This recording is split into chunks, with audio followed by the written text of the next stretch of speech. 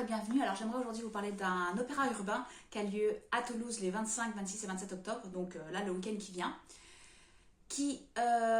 Donc j'ai intitulé cette vidéo Spectacle funeste et vous allez comprendre pourquoi. Alors j'ai fait pas mal de recherches et je vais vous livrer dans cette vidéo mon interprétation et mon analyse. Donc la première partie sera sur la réécriture mythologique et comment ce spectacle est rempli de symboles sataniques. Et ensuite, je vous donnerai des clés sur l'attitude à adopter par rapport à ce spectacle et quelles recommandations je vous donne. Alors, je m'appelle Bénédicte, je suis la fondatrice de la glorieuse Église de la Résurrection et je vous invite à vous abonner si ce n'est pas fait, si vous êtes nouveau.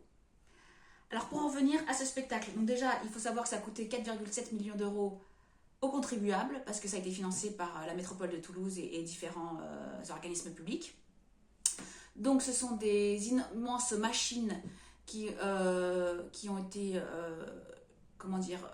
fabriquées par la compagnie justement qui s'appelle La Machine.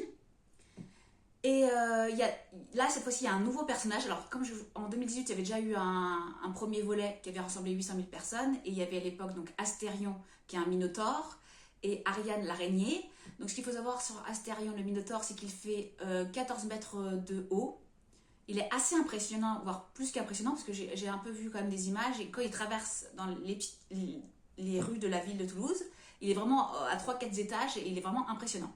Pareil pour l'araignée, un peu plus petite, mais je crois qu'elle fait 11 mètres de haut, mais tout aussi imposante. Et là, cette fois-ci, il y a un nouveau personnage qui s'appelle Lilith, qui est dans cet opus urbain la gardienne des ténèbres.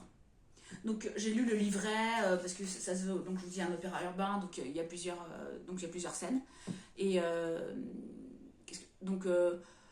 en fait c'est Lilith qui sort, qui est délivrée de l'Hadès, donc des enfers, et qui traverse la ville à la recherche d'âmes damnées pour remplir son royaume. Donc on voit vraiment les références diaboliques dedans, mais je voulais quand même revenir sur la réécriture mythologique.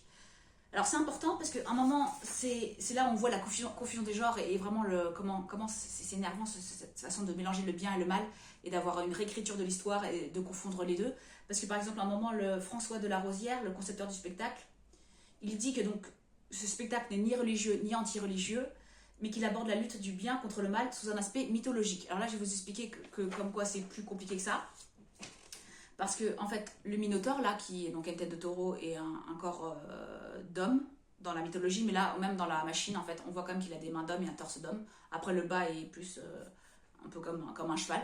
Mais la vraie histoire du Minotaure, c'est qu'en fait, alors, il faut que je vous réexplique la mythologie, c'est que Minos, le roi de Crète, avait dit à Poséidon, donc le roi de la mer, qu'il sacrifierait un taureau pour lui rendre hommage, pour le vénérer. C'est ce qui se faisait à l'époque.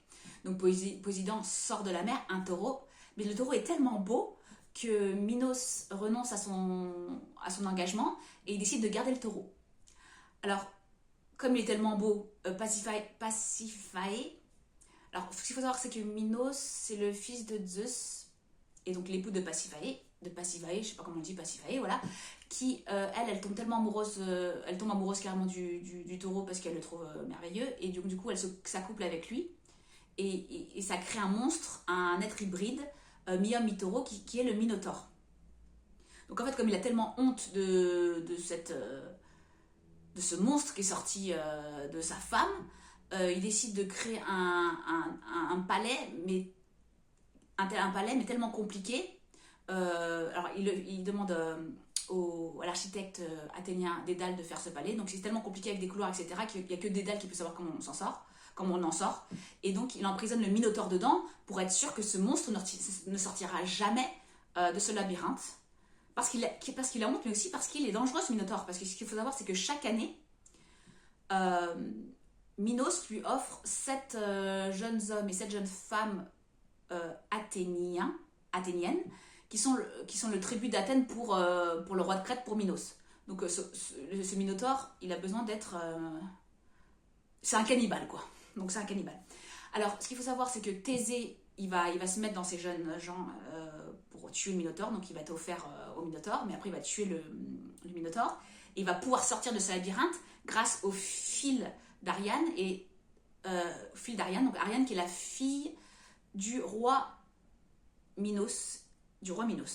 Donc il s'en sort grâce à Ariane. Donc ce qui est marrant ici, c'est que donc là, il y a quand même une inversion des choses, parce que là, dans cet opus urbain, le Minotaure qui est en fait un monstre, ici dans cet opus urbain, il est le gardien du temple, il est le gardien de la ville de Toulouse, il est le gardien de l'âme de Toulouse. Donc là on se dit un monstre gardien de l'âme de Toulouse. Bon bof. Ensuite Ariane, qui est censée en fait être une femme dans la mythologie, là c'est une araignée qui tisse son fil. Bon, voilà. Donc j'aimerais vous dire par exemple, et c'est pour ça que je vous dis c'est une réécriture de la mythologie, parce que normalement il y a toujours un héros comme Thésée, comme d'autres qui vont, à travers différentes tribulations, différentes épreuves initiatiques, ils vont réussir à tuer le monstre donc là, qui est Minotaure. Parfois on tue Méduse, une femme qui a une tête de Méduse. Voilà, c'est souvent des héros grecs qui vont, à partir de multiples périples et les épreuves, réussir à tuer le monstre. Et c'est important, parce que le monstre, symboliquement, c'est très important. J'aimerais vous citer, alors là c'était intéressant, un livre d'Ariane Billéran, qui est psychologue clinicienne, normalienne et philosophe. Je l'aime beaucoup, qui a fait beaucoup de vidéos, qui a beaucoup écrit des vidéos sur les systèmes totalitaires. Donc vous pourrez la retrouver sur YouTube. Donc là, j'avais acheté ce livre bien avant cette vidéo, qui s'appelle « Vaincre ces monstres intérieurs, les clés pour les décrypter et les apprivoiser grâce à la mythologie ». Et ce qui est intéressant, c'est que quand elle parle du monstre, c'est pas du tout le monstre là qu'on admire, auquel on est fasciné dans cet opéra urbain. Pour elle, le monstre, alors je la cite, « Le monstre choque, incarne le mal, la laideur physique et morale et traumatise. Alors que le sublime, à l'inverse donc, éveille en nous le sentiment de notre grandeur et de notre force. Le monstre nous rabaisse. Le monstre nous rabaisse à un sentiment d'impuissance colossal. Le monstre nous rabaisse à un sentiment d'impuissance colossale et à l'effroi qui nous sidère. » Donc après elle continue. « Le monstre révèle des pulsions brutes, transgressives, séductrices et cannibales, une sorte d'état primitif qui parle bien sûr de la sauvagerie en nous, donc en chaque homme, rappelant ainsi que l'homme est la seule création qui doivent être éduquées. » Donc quand elle dit l'homme est la seule créature qui doivent être éduquées, là elle cite Kant, le philosophe allemand Kant. Donc là c'est intéressant, que je vous dis, c'est une réécriture de la mythologie. Là il n'y a pas du tout de... Ils auraient pu faire une machine, c'était un héros, comme un humain grandiose aussi, de 14 mètres comme le Minotaure, qui aurait été Thésée. Et là, on aurait bien eu une lutte entre le bien et le mal, l'humain, le meilleur de l'humain qui lutte contre les monstres et après qui gagne à la fin. Là, non, je suis désolée. On a 3 personnages. Ah, j'ai tellement de choses à vous dire. 3 personnages. Alors, donc, je vais vous passer la fiche. Donc là, je vous la montre. Vous voyez ? Donc on a 3 personnages, donc Astérion le Minotaure, Ariane l'araignée et Lilith la gardienne des ténèbres. Alors, on a 3 personnages, mi-homme, mi-taureau, mi-femme, mi-scorpion, parce que c'est une femme scorpion. Là, Lilith, c'est une machine, la machine construite, elle est mi-femme, mi-scorpion. Et là, vous voyez, c'est mi-femme, mi-araignée. Je vous montre bien, si vous voyez. Voilà l'affiche. Donc là, ce que je veux dire, c'est une réécriture de la mythologie. Comme je vous disais, soit c'est un héros, un humain qui lutte contre les démons et qui fait preuve de courage, de force, de sublime et qui détruit les monstres. Alors que là, je comprends pas. Donc le gardien de Toulouse, c'est un minotaure, donc un monstre. Donc là, je sais pas ce que ça veut dire sur qui garde l'âme de Toulouse. Enfin voilà, ça veut dire qu'on met l'âme de la ville sous un monstre. Donc c'est un monstre qui bat un autre monstre, Lilith, avec l'aide d'un autre monstre, l'araignée. Un mi-femme araignée, vous voyez ? Donc là, je comprends pas la lutte entre le bien et le mal. Alors après, j'ai bien lu le livret. Effectivement, à la fin, donc c'est le Minotaure qui gagne contre Lilith qui a réussi à ouvrir les portes des ténèbres, où là, il y a tous les démons qui commencent à aller sur la surface de la Terre. Donc c'est très joyeux. Donc je vois pas où est la lutte entre le bien et le mal. Donc, vous voyez, je vous dis, il y a une confusion des genres, c'est un peu terrible. Alors pour revenir au symbole satanique, alors ce qu'il faut savoir, c'est que Lilith, c'est un démon. En vrai, normalement, c'est même une succube. Une succube, c'est un démon femme qui a des rapports sexuels avec des humains. Vous voyez, durant la nuit. Donc, c'est super, génial. Donc, on dit succube pour des démons qui prennent l'aspect d'une femme pour avoir des rapports sexuels avec un homme. Et on appelle les incubes ceux qui sont des démons qui prennent l'aspect d'un homme pour avoir des rapports sexuels avec une femme. Donc, vous voyez le truc. Ensuite, on voit qu'elle a souvent des croix inversées. Alors, j'ai vu dans le livret qu'à un moment, elle cherche des symboles pour ouvrir la porte des ténèbres, quelque chose comme ça. Donc on parle de la croix de Satan, on parle de la croix de Satan, en fait c'est la croix inversée d'ailleurs qu'on voit dans les boucles d'oreilles qu'elle a. Après on parle du sceau de Lucifer. Alors là j'ai vu, je ne savais même pas que ça existait, donc il y a un sceau effectivement, un symbole qui représente Lucifer, je ne savais pas que ça existait. Bon. Donc elle va chercher ça, et après aussi le signe de la bête, donc je pense que c'est 666, voilà, la marque de la bête. Donc on dit qu'elle va chercher sur le fleuve les trois signes, les trois clés qui lui permettront d'ouvrir la porte des ténèbres, et donc la porte des enfers, quoi, qui permettra à tous ces démons de déverser le malheur sur la ville, quoi, vous voyez. Donc alors après qu'on nous dise qu'il n'y a pas de symbole ou de satanique, là je comprends vraiment pas. Donc là, pour vous dire que c'est des références sataniques. Alors aussi, il faut savoir, c'est que Lilith, en général, elle est considérée comme l'épouse de Satan aussi. Hein. Donc voilà. Qu'est-ce que je voulais dire par rapport à la lutte contre le bien et le mal? Donc ça, c'est Donc oui, pour vous dire que les trois personnages principaux, à aucun moment il y a un être humain dedans. Voilà, vous avez bien vu. Et en fait, comme je vous le disais, c'est trois mi-hommes, mi-animaux.